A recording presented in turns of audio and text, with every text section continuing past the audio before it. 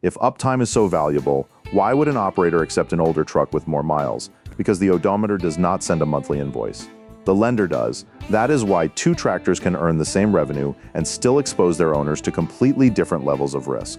Imagine one operator buys a late model tractor for $140,000.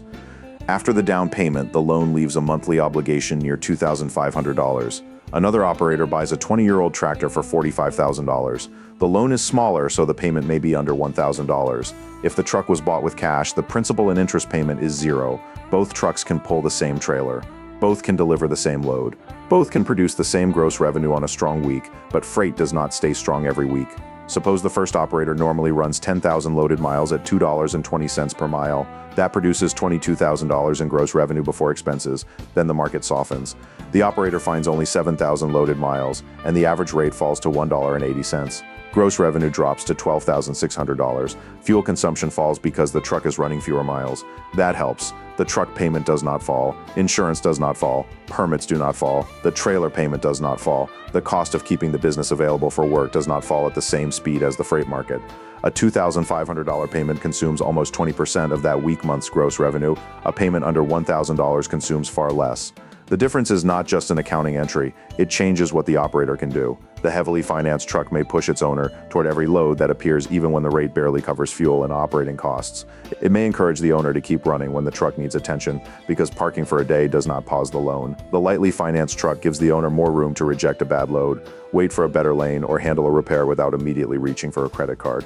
That room is the real advantage. A lower payment is not profit. It is pressure that has been removed from the business before the first load is booked. This matters because owner-operator revenue is variable, but debt is scheduled. The payment arrives on the first of the month whether the truck runs 10,000 miles, 7,000 miles, or no miles at all. It arrives during a strong freight cycle. It arrives during a slow freight cycle. It arrives while the truck is in a repair bay. The lender does not price the payment based on the day's spot rate. That fixed obligation can be manageable when the truck is busy. It becomes dangerous when several problems arrive at once: a rate decline, fewer available miles, higher insurance, a tire replacement, a repair that takes longer than expected. Each expense may be survivable by itself. Together, they can turn a profitable month into a cash flow emergency.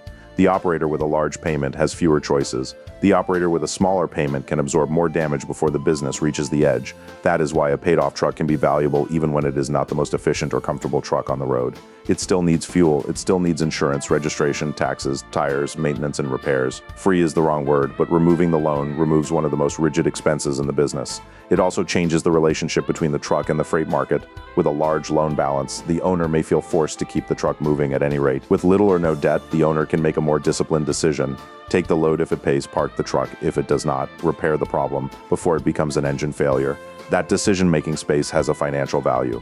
There is one condition: the payment savings only help if the owner keeps the money. If the difference between a $2,500 payment and an $800 payment disappears into personal spending every month, the old truck has not created much protection. It has only created a lower bill. A disciplined operator treats that difference as a repair and operating reserve. A savings gap of roughly $1,700 per month can build more than $20,000 over a year. That reserve can pay for tires, injectors, a clutch, a cooling system repair, or several smaller failures without stopping the business. The reserve does not guarantee reliability. It buys time, and time matters when the truck is the only revenue-producing asset in the company. The same logic applies to depreciation. A late-model tractor can lose tens of thousands of dollars in value while the owner is still making payments. The first years often carry the largest loss because the truck is moving away from its newest and most desirable condition. A tractor purchased for $140,000 might later sell for $95,000, depending on mileage, condition, market demand, and equipment specifications. That is a $45,000 decline in value. A 20-year-old tractor purchased for $45,000 might later sell for $35,000. That is still a loss. It may be a serious loss for a small business, but the dollar exposure is smaller. Depreciation becomes especially important when the owner has to sell before the loan is paid off. If the newer truck is worth less than the remaining loan balance, the owner may have to bring cash to the sale just to hand over the keys. That can trap the operator. The truck may be too expensive to keep and too underwater to sell. An older truck usually carries less high dollar value to lose. It can still become difficult to sell.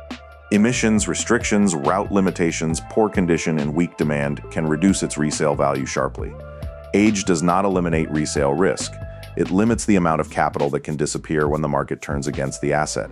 That difference changes how an owner responds to a bad year. A newer truck with a large balance may require the owner to protect the asset at any cost. An older truck with little debt may allow the owner to replace it, repair it, or walk away from it without carrying a massive financial hole into the next business decision. But this is where the word intelligently becomes important. Cheap is not the same as inexpensive. A 20-year-old tractor bought for $24,000 may need $11,000 in immediate work. The tires are near the wear bars, the clutch is slipping, the cooling system is contaminated, the injectors are weak, and the turbocharger is beginning to fail. The purchase price looked attractive. The first 60 days changed the calculation. If the owner also loses a week of revenue while the truck is being repaired, the payment advantage can disappear before the first quarter is finished. A major engine failure can erase it even faster. An overhaul, replacement engine, or transmission can cost tens of thousands of dollars. Add towing, parts delays, missed loads, and lost customer confidence, and the old truck can become more expensive than the newer alternative. A lower payment cannot make a broken engine profitable.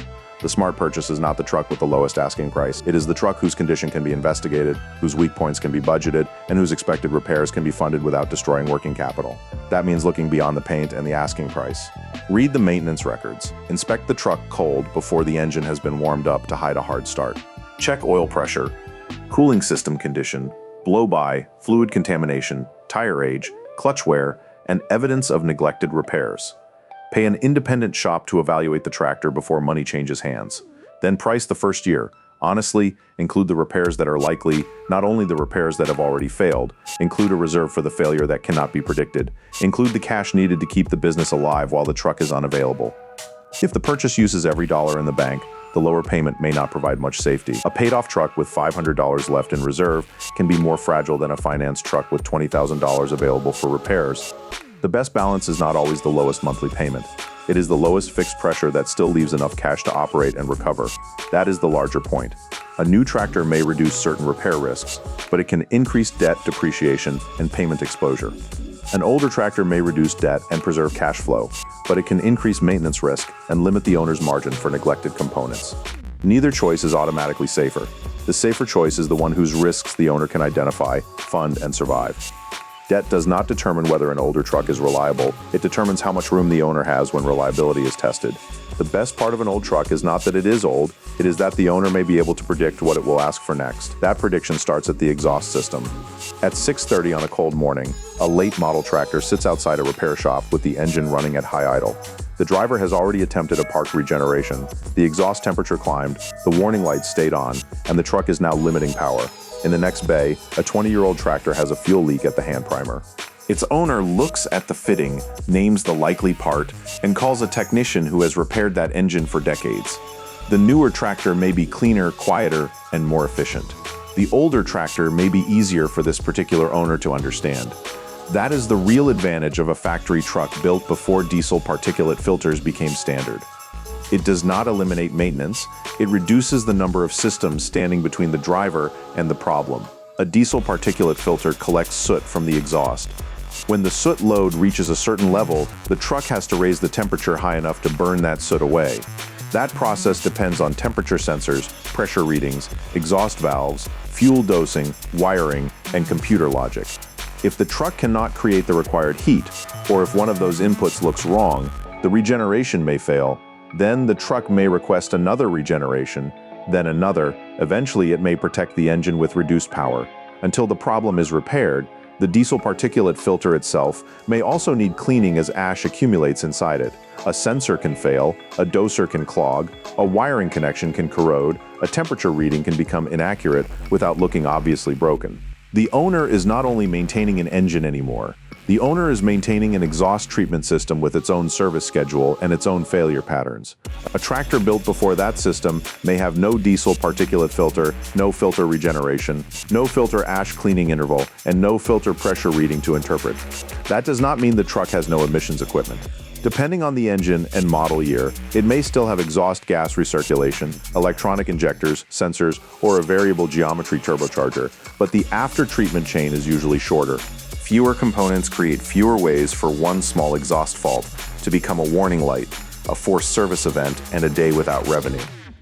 What remains is often more familiar to the people who have been repairing these engines for years. On a mechanical fuel system, low power usually sends the technician toward a physical set of questions. Is the fuel supply restricted? Is air entering the system? Is the turbocharger building boost? Are the injectors worn? Is the timing correct? Those questions do not make the repair easy. They make the repair visible. A mechanical gauge, a fuel pressure test, a boost reading, a wiring check, and a service manual can narrow the problem without requiring a factory computer to explain what the truck believes is wrong. Early electronic engines still require diagnosis. They still have control modules, sensors, and wiring, but many of the common problems have been seen so often that a good technician does not begin from a blank page. That matters more than it sounds. The Caterpillar C15, the Detroit Diesel Series 60, and the Cummins N14 have been working across North America for decades. Their failure points are not theoretical. Technicians have seen the same harness chafe in the same location. They have replaced the same style of injector. They know which oil leak is minor, which coolant loss requires immediate attention, and which strange noise should stop the truck before it turns into an overhaul. The information is stored in manuals, but it is also stored in experience. It is in the notes inside an independent shop's work orders. It is in the parts counter employee who knows which remanufactured pump has a good reputation. It is in the operator who has already repaired the same problem twice and can explain the symptoms before the truck reaches the bay. That accumulated knowledge reduces diagnostic time. A newer platform may display a precise fault message and still require several hours of testing before the failed component is confirmed. An older platform may show no message at all, but an experienced technician can recognize the symptom and test the likely cause first. The difference is not always the price of the part. It is the number of wrong parts installed before the right part is found. A misdiagnosis can cost a day. A second repair attempt can cost a week. A truck that is easy to understand gives the owner a better chance of choosing the correct repair before the downtime spreads. This is where an old truck becomes more than a low-cost asset. It becomes a platform with a repair language. The owner learns how the engine sounds when it is healthy. The owner knows how long the air pressure should take to build after startup. The owner notices when the oil pressure behaves differently, when the exhaust changes color, or when the turbocharger takes longer to respond. Those observations do not replace professional testing. They make professional testing more useful. A driver who understands the truck can give the shop a better starting point. The technician is not searching through every possible failure. The conversation begins with symptoms, timing, operating conditions, and recent changes. That can turn a vague complaint into a targeted inspection. The same familiarity also changes the repair decision. If the owner knows the engine's common weak points, a warning sign can be handled while it is still a component repair. A coolant leak can be fixed before overheating damages the head. A boost leak can be repaired before the engine runs under excessive fuel demand for thousands of miles. A weak starter can be replaced before it leaves the truck stranded at a customer's dock. The older platform does not prevent the failure. It gives the owner a better chance to see the failure arriving. A machine you understand can sometimes be more valuable than a technically superior machine you do not. That sentence has a condition attached to it. Familiarity must be real. Knowing that an old truck does not have a diesel particulate filter is not the same as knowing how to maintain an old truck.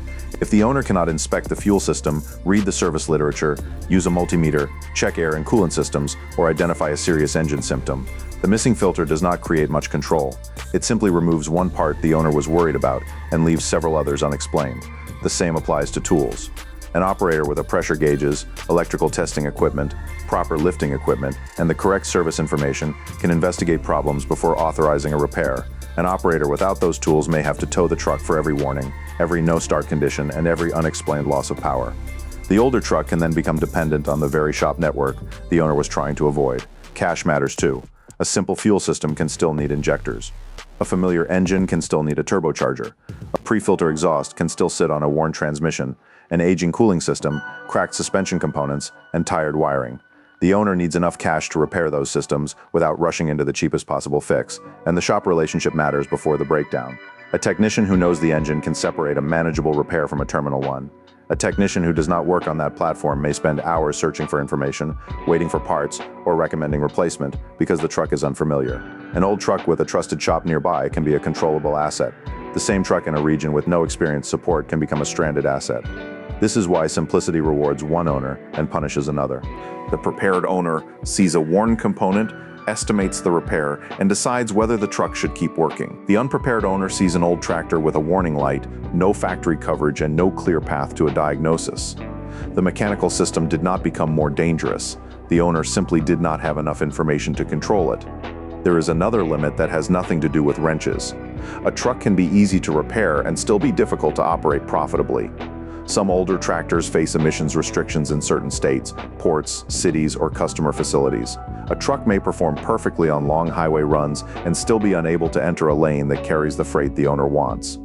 If the business depends on restricted routes, port work, or customers that require newer emissions equipment, repair simplicity may not compensate for limited access. The truck has to fit the freight map. Before buying, the owner should write down the lanes, customers, and states that produce most of the business.